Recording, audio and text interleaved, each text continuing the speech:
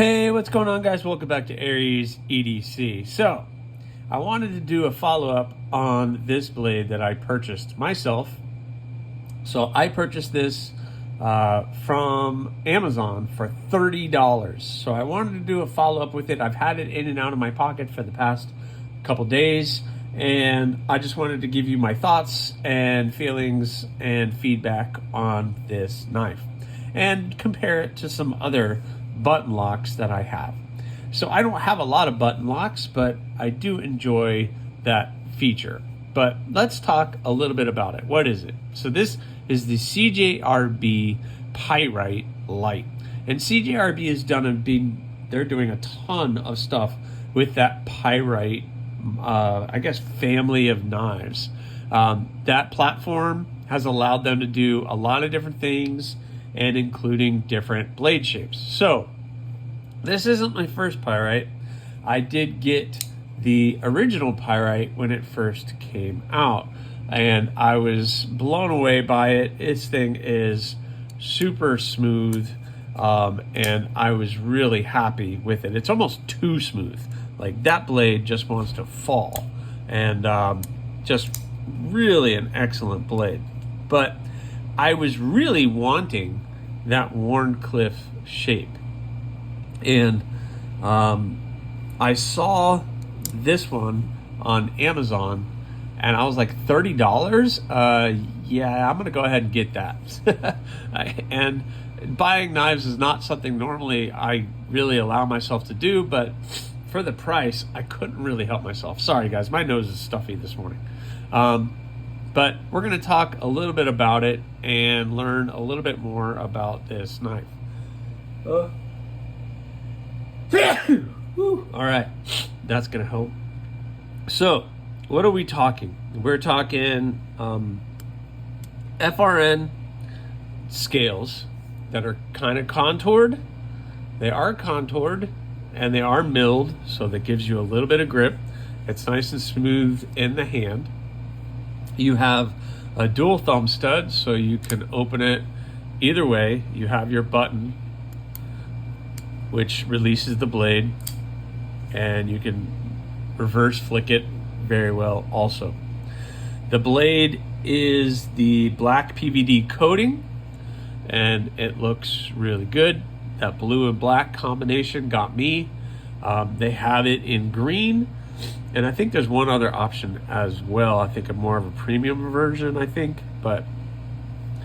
and very comfortable 4 fingers. If you need to choke up, this is how you do a choke up position. Look at that.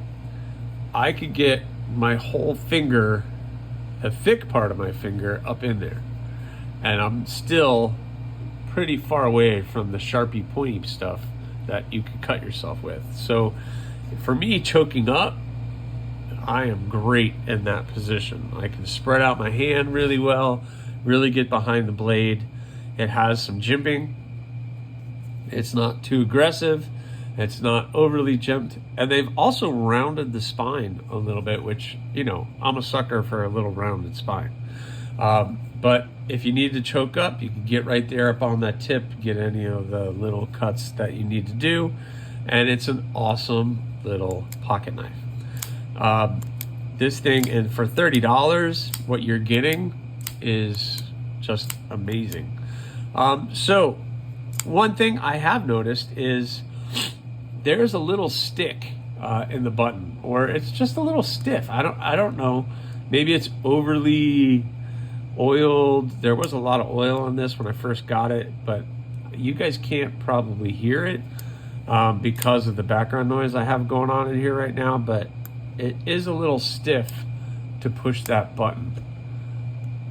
And you can see how the button releases, and then it falls into a little pocket on the back of the tang, and that's where the lock. So you see that little space, that's where that little pops out, and it locks the blade into place. You push the button and it releases. That is the same function as this one. But this one, man, that button is so nice and so smooth. So I was expecting this one to be as smooth, but it's a little stiffer, a little grittier, which isn't necessarily totally bad. I could take this apart and clean it out, re-oil it, and see if that helps, which I might just do just to try it. But for the most part, I mean, it's functional. I will say, you need to be careful. This thing has bit me twice. I guess while fidgeting with it, I got my finger too close here when I closed it, and that blade came down and caught me right on the hand. But that's my fault. That's not the knife's fault. Got a deep carry pocket clip, a true deep carry with the recessed screws. Again, it's the black, not much of a ramp on the clip, so that's good. And overall, I'm really happy with this purchase. And it's very comparable to the other Pyrite that I have. It is a little bit longer of a blade. This one is a 3.34 inches blade. And overall, let's see, I got the specs pulled up over here. Got, what is the overall length? Well, here, let's pull out the ruler. Overall, it's about a little over 7.5 inches overall. Again, you're looking at a cutting edge that's right at 2 7/8, probably right there. And again, you're right here at that 3.34. So very good, very good. It is bigger than the regular, or this Pyrite that I bought before, just a tad, not crazy, but it's just a little bit bigger, and maybe it's because of the Wharncliffe, I don't know. Not that it really matters to me. But button locks are something that I don't have a ton of, and this one is very comparable to the other Pyrite that I have. I have an Altus, and Civivi does a really good job with their buttons. I just totally scratched that up.